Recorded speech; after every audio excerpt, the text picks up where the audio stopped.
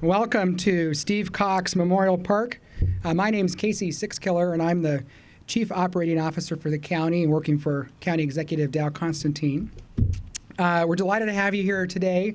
You know, this is a special place. Steve Cox Park is here in White Center and our surrounding communities.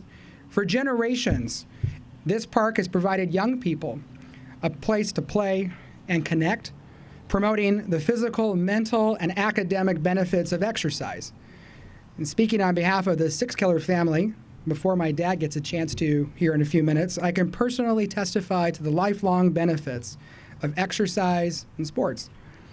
And Executive Constantine knows the benefits too, which is why he has worked to make King County's 200 parks, 175 miles of regional trails, and 28,000 acres of open space more accessible to youth and their families. This effort was the centerpiece of his plan to renew the Parks Levy, which King County voters approved by a strong margin just last month.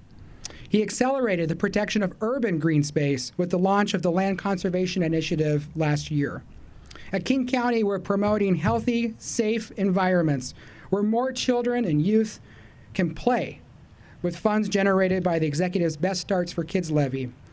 And this season, we added a new route to our popular Trailhead Direct network, offering transit-to-trail services to and from the Tukwila Light Rail Station, based on community feedback that wanted to see service expanded to more communities.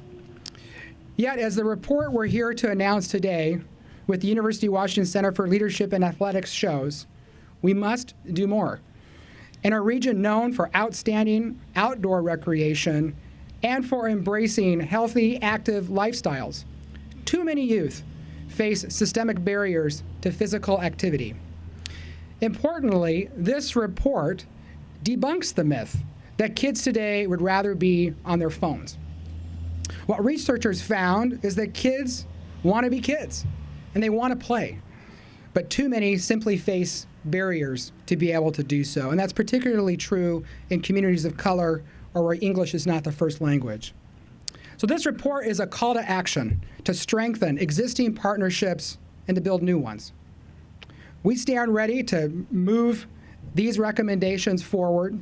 King County Public Health, Metro Transit, Community and Human Services, and our new Department of Local Services will work to align our efforts with schools, cities, healthcare providers, community organizations, and our professional sports teams here in the King County region, creating the first coalition of its kind in the nation.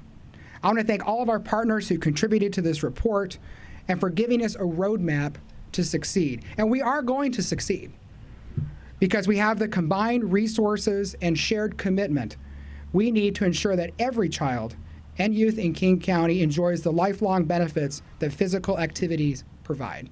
Thank you very much. Is the King County as well? Great. Thank you, Casey. The University of Washington and King County partnership has been a really important part of this project, and I'm so appreciative of the county's willingness and interest in moving forward on the recommendations in the report. And we all know that we can't have a healthy King County without healthy and active youth, so thank you. I'm Julie McCleary. Good morning. I am a researcher at the University of Washington's College of Education in the Center for Leadership and Athletics, and I was the primary investigator on this study. Before I share some of the highlights of the findings, I just want to say that even though I was the primary investigator, this report and work would not have been possible without the collective Herculean efforts of many of you who are in the audience today. So thank you very much for all of the work that went into this. This was a big project. It was a broad landscape analysis of youth physical activity through sports, outdoor recreation, and free play in a demographically and geographically diverse and growing county. We surveyed close to 1,500 youth, parents, and coaches and had focus groups and interviews with a few hundred more. What we found hewed close to national trends. Here are some of the highlights. Very few youth ages 5th grade to 12th grade in King County, about 19%, are meeting the CDC's recommended 60 minutes of daily physical activity. We also found inequities in access to physical activity, organized sports, and parks. For example, we learned that girls are less active than boys. Youth who don't speak English at home are less likely to meet the CDC's recommendations than youth who do speak English at home. Low-income youth are less likely to be in organized sports than more affluent youth, and youth of color are less likely to utilize parks near their homes than their white peers. These findings are concerning for so many reasons, particularly, as Casey said, because the benefits of physical activity are so well-founded and reach into all aspects of a child's life, including improved cognition and mental health, school attendance, and even better grades. Physical activity, along with social and emotional well-being, is a cornerstone of healthy whole child development and merits the community's prioritization and investment. Just as compelling as the statistical findings are the powerful voices of youth, family, and program leaders that we heard through focus groups and interviews on a range of issues, from the need for safe routes to parks to the desire for more time at recess. I want to highlight a few voices on a particular topic from the report, which is the ways that the current youth sports system is not serving many youth and families. So on the one hand, we heard the frustrations of those without access to the youth sports system. One father said, "My kids want to go outside. They want to be active, and me and many other parents, we have an issue. We are limited with money. What they are asking us to pay, people like me, we can't afford. If a policy can fix that, that would be great." On the other hand, for families with access to the club youth sports system, we heard about the demands and drawbacks of participation. One mother called the club youth sports system a vortex because, she said, it just takes over your entire life. We are practicing multiple times a week all over the city. It's incredibly expensive, and they want you to play year-round, and that's why my kid finally opted out. He wasn't having any fun. But fun, that's where we did hear voices of agreement. And I think we all know that's where the power of play and physical activity and sport lie. And that's why we have the opportunity to do something about this, and there's hope for moving forward, because it shouldn't be that hard to convince more kids to do something that they actually think is fun, right? So now that we have this data, the numbers and the voices, and there's a lot more where that came from in the report itself, which I hope you will all read, the next step is collective action and advocacy. And the report, luckily, is built for that. It offers recommendations from empowering schools to be the hub for community physical activity, to creating an equity toolkit for youth sports programming, to bolstering transportation in order to provide better access to parks and playfields. But most importantly, the process of creating the report was also built for collective action. The funders, the advisory board, the pro sports teams, all of the people who are here today have already been taking action individually and organizationally to reverse those trends, and now it's time for us to come together through the King County Play Equity Coalition to work together. And if anyone in the nation can reverse these trends that we're seeing across the country in youth sports, it's going to be King County. And when this team on the King County Play Equity Coalition comes together, I know that it's going to be stronger than the sum of its parts, and that the results are going to be a win for the youth in King County. So the people who you're going to hear from today are all part of this team. And they're community leaders who are already taking action and will continue to take action to increase access to physical activity, sports, and play for youth in King County. They're going to talk about the results and the recommendations from their vantage point, and they're going to tell us what they're going to do moving forward within their communities to activate on the results. So thank you for all being here. I look forward to working with you to get more kids playing. Thank you.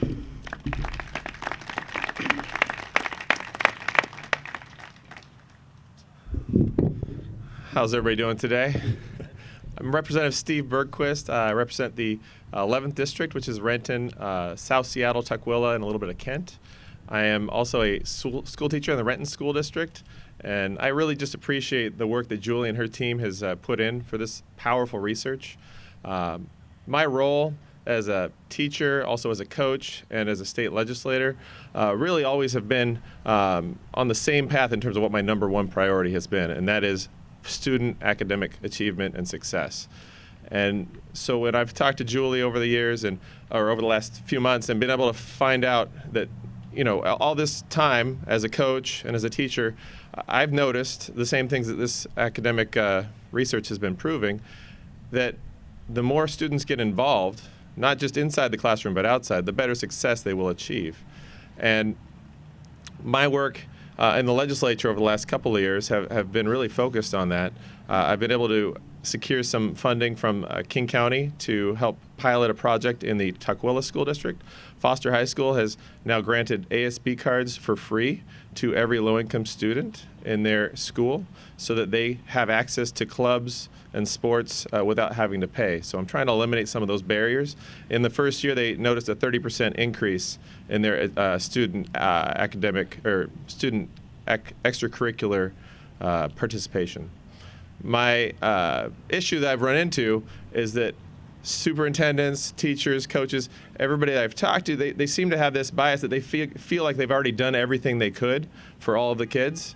I had a superintendent in particular that said, hey, I love what you're working on, but I think we're already doing it. And I said, well, would you be willing to look at your numbers and come back with some data for me?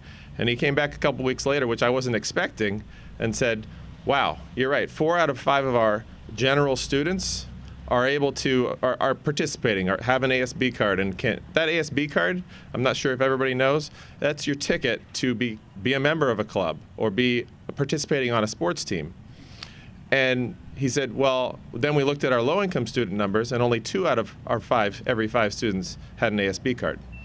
And he said, we need to change that. So they actually changed their system and made it more affordable for low-income students to participate. This year, I've secured $250,000 in grant funding through the Office of Superintendent of Public Instruction, and that money will go towards explicitly making sure that ASB cards are affordable for low-income students across our state. So school districts can apply for that funding starting in March for next school year. I really appreciate the time and the opportunity I had to speak with you all today, and I'd like to introduce Dr. Susan Enfield, who is the Superintendent of Highline Public Schools. Thank you so much. Good morning, everybody. As Steve said, I am the proud superintendent for our Highline Public Schools. I'm Susan Enfield, and we proudly serve White Center in this area, and so it's very fitting that this event is being held here. I want to sort of touch on something that Steve said and something that Julie said.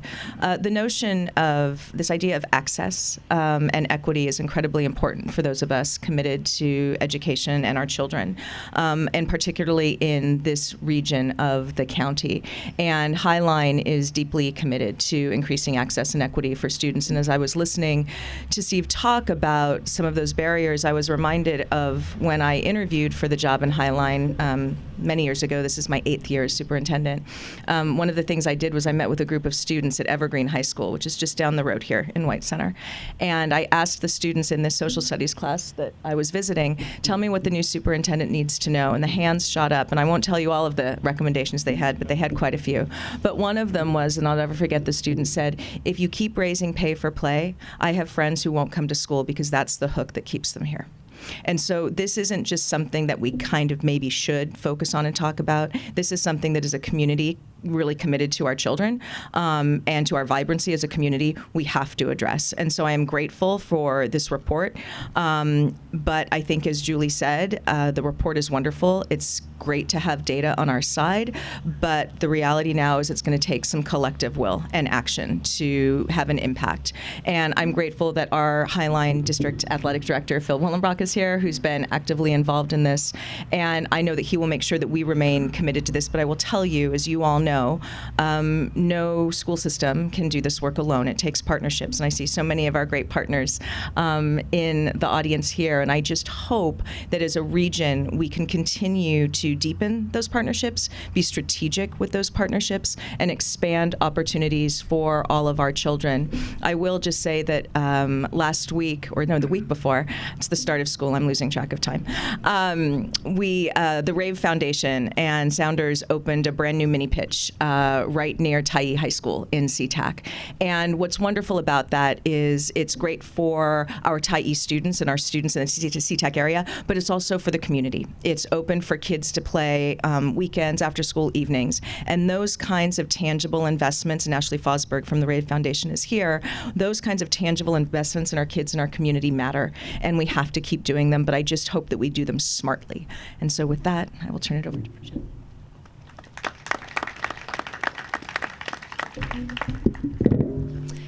Good morning, everyone. My name's Pooja Tandon. I'm a pediatrician and researcher at Seattle Children's Hospital and at the University of Washington School of Medicine and School of Public Health.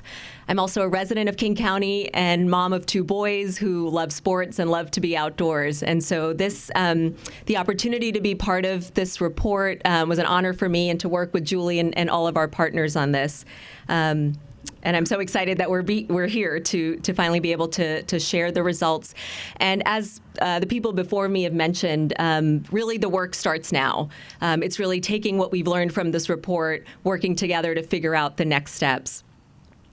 I want to emphasize that the findings in this report speak to a critical public health issue locally and nationally. The fact that less than a quarter of youth in our study were reported meeting the recommendation of 60 minutes a day of physical activity is deeply disturbing. Active play, physical activity, I mean, this is not only critical as the work of children, as part of childhood, but has important implications for children's health, both physical health, mental health, and their academic success and lifelong well-being. So there's many reasons why our findings are disturbing and why we need to do more. The inequities that Julie highlighted, the fact that girls reported were less likely to meet recommendations than boys, the fact that children from South King County or children of color or from families of lower income were less likely to have access to opportunities for physical activity, sports, and outdoor recreation. All of those findings are additionally disturbing because of the inequities that means that our children are facing. So if we have a generation of kids with limited access to physical activity opportunities, and that access is inequitable, we're failing them as a society, and we can do better. So I'm excited about the next steps of where we can go from here. As any of us that work with children, whether as healthcare providers, as educators, as coaches, as parents, know there are many barriers that children face in terms of accessing opportunities for active play and for physical activity. Screen time's the one that often gets the blame, and we did have findings in this report that show that children who are on screens more are less likely to be active or spend time in parks. But that's only part of the story. We also heard parents say things like, it's cheaper and safer to have my child on a screen than to be outdoors in the places where they might have access and opportunities. So there's a deeper story there, a deeper issue. And I think that as we tackle next steps with regard to accessing opportunities for sport, for free play, and for outdoor recreation, we have to keep all of that in mind. And the evidence is mounting and strong that when children are active, when they're physically active, they are healthier and they perform better at school.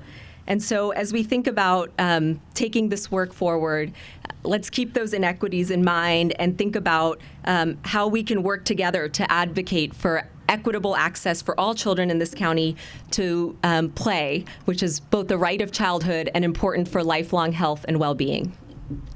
Thank you. Move this up a little bit.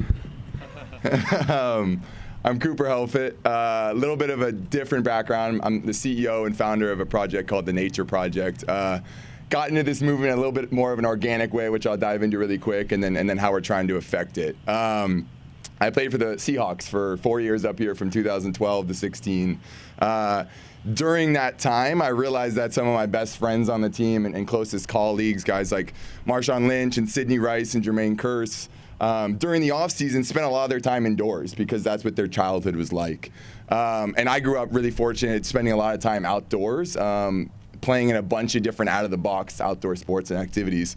And it was dragging and pulling, but got them to try some of them, whether it was paddleboarding or hiking or mountain biking. And time again, I'd get them out there and they'd love these experiences. And they realized during that time that, hey, they didn't get to have these opportunities as a kid, and they would have loved to have had, access to or the chances from their communities to go and try some more of those different varied sports.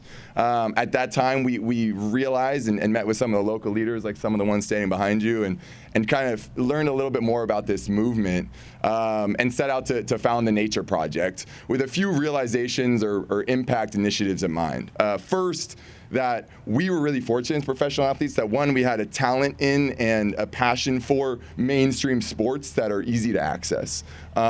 Whereas most kids, we need to give them as many opportunities as possible to find one activity that they might be interested, right? And it could be mainstream, but it could be mountain biking, or it could be hiking, or it could be Frisbee. But those outdoor activities and a varied opportunity at any of them, for them to have a potential to have a love for sport, a love for play, a love for the outdoors. Second, there were amazing programs like some of the ones mentioned that are doing this today. But unfortunately, some of the representatives from those programs and communities, they don't have a lot of close relation to the kids in terms of when whether you're a 4th grader or a 12th grader, who are your role models? And fortunately, we held that platform as athletes. And so to be the representatives to say, hey, all these other different sports are great. All these outdoor activities are amazing. We love to do them in our spare time. Hopefully gives kids the opportunity to not only try and be motivated to go engage in them, but do so with an open mind and a willingness to actually fall in love potentially. I think one of the other interesting things that we're trying to play into is there are, of course, physical and access boundaries to a lot of these different programs. I think one thing that, is also additive is making sure that you're breaking down some of those societal and cultural barriers, right? Kids, we all know kids, we were kids once. If it's not cool or considered cool, you're probably not gonna try it or consider doing it, right? So if there's a way to tap into that and get them to try it with an open mind, that was another part we wanted to play in the movement. And then lastly, that there were so many amazing programs, there wasn't a need for us to come in and reinvent the wheel. We can have a partnership model by trait and not be duplicative of the resources, but team up with King County, team up with Trailhead Direct, team up with YMCA and Boys and Girls Club and ILU, and all these programs are already doing amazing work. We can just add a special ingredient to really recruit some of the kids that have the potential for a big transformative experience with already used resources. So, started that in 2016. Since then, we've planted about 2,000 kids outdoors in nature with professional athletes as mentors, taking them through a curriculum, hopefully igniting in them, an opportunity to fall in love and get engaged again with play, make it cool again, make it exciting for those kids again. So, really excited to be here and partner with all these amazing people in the movement. Obviously, really helpful for us to have a lot of the data behind it now that what we're doing is right and impactful in all the right ways. Really happy to be here, and thanks for your time. And yeah, thank you guys all for your great work. So appreciate it.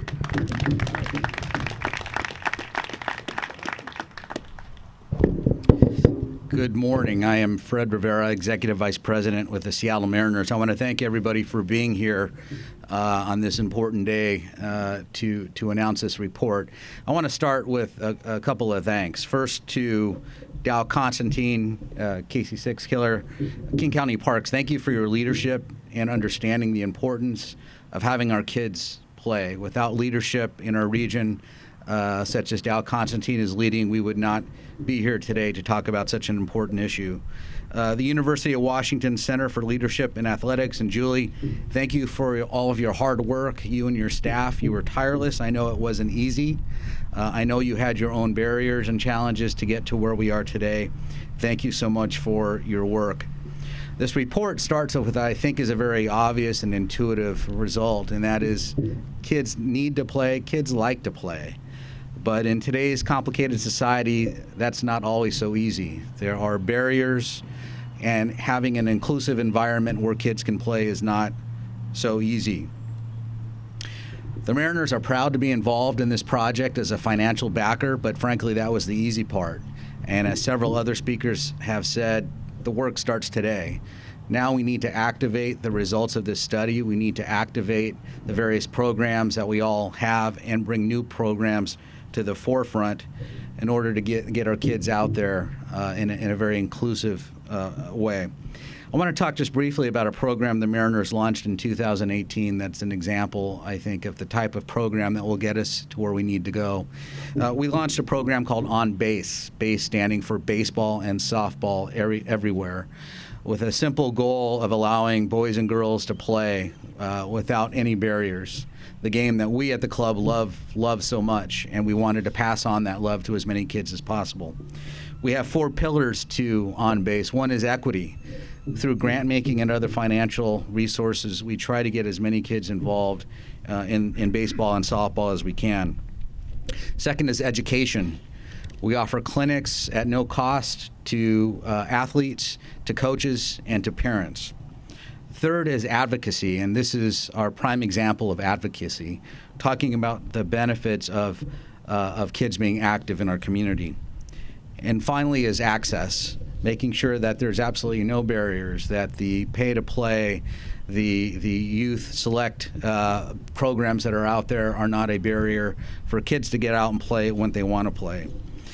Since 2018, in just a little over a year, I'm proud to say the Mariners have touched 6,800 athletes, parents, and coaches in this program, and we think it makes a real difference, and we're happy to contribute that asset to the coalition that's being developed. Finally, I want to say this is not something that any individual team, any individual organization can work on. We need to come together as a coalition and bring our assets to the forefront. We've been in discussions already with NHL Seattle, the Seahawks, the Sounders, on different ways that we as a professional sports community can get our kids out there and play, and I look forward to doing that over the coming years. So thank you.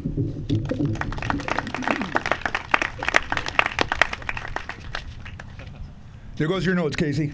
You're done. Good morning. Sonny Sixkiller here, University of Washington, longtime Seattle resident. And I have to be honest with you, I think I'm the balance act with all these accomplished people here. I'm so impressed by all of you. And I think all of us should be certainly impressed with what's happening today.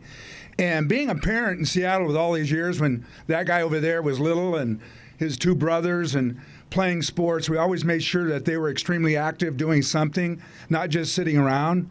And I was fortunate enough to be able to coach young men and women. I had men and boys and girls on my Little League team, boys and girls on my basketball team. I had kids of color. So it was really fun to be diverse as a coach and a parent, to have all those kind of kids on our team and competing and having fun. That was the baseline for everything I did coaching-wise.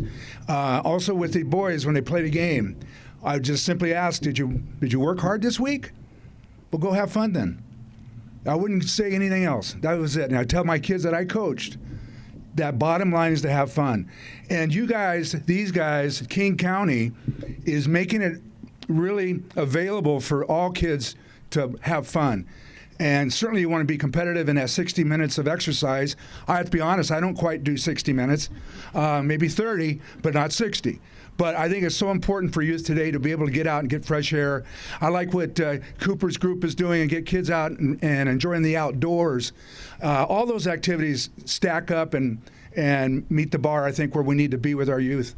And I'm really proud of what King County's doing. And I think that all the sports teams in Seattle have taken the reins, and what the Mariners are doing, the Hawks, Storm, all of them, to be a part of really breeding our youth in a positive manner. You just can't ask for any more participation from that. It's awesome.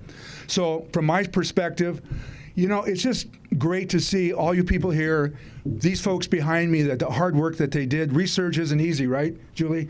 And to put it all together and make sense, and just taking advantage of it. So I think for all of us here, be proud of these people behind me because they're really doing positive things.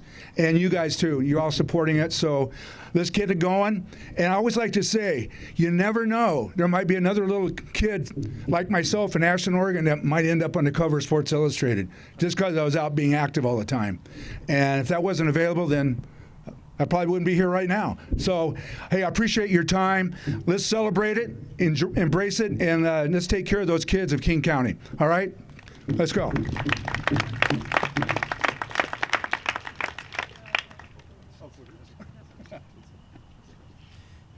Good morning. My name is Floribert Mubalama. I'm the founder and executive director of Congolese Integration Network. I've been involved with the State of Play Advisory Board since September 2018. As our community is growing and Congolese in King County and Washington State, those who have overstayed in African refugee camps after surviving hardship, separation, and many atrocities find it difficult upon arrival to develop connection to their new environment and home due to a significant number of barriers, including trauma, language, poverty, and illiteracy. Living in isolation, our community members fail to develop sense of belonging to the community at large and sometimes exhibit symptoms of internalized stigma. Community building and integration remain the focus of Congolese Integration Network. In 2017, CIN identified physical activities and outdoor recreation as a pathway to success in starting team-based activities, promoting greater physical, emotional health, and environmental stewardship and learning. Nominated in September 2018 to join the Seattle King County Advisory Board of State of Play, I'm honored to stand here today to champion our community voices officially presented to you today in these report recommendations. Just last week, September 7th, we organized a soccer tournament in SeaTac and High School District. And we just thank the Highland Public School District for offering a space at Tai SeaTac. Our gratitude to Highland and also all the partners that are here today, that you are standing in commitment to include equitably our communities, and we are envisioning a future of greater students, successful, and also leaders of tomorrow. Thank you.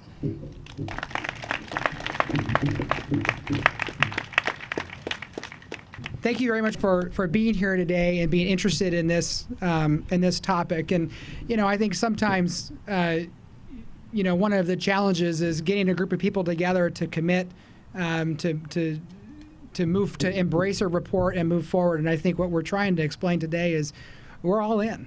And, I think we're all committed to reversing the trend that the report clearly articulates. And, for me in the county, we see it as a real opportunity to continue the work that we've been doing, to expand the partnerships, and to get kids outside and active. So thank you all very much for being here. Have a great day.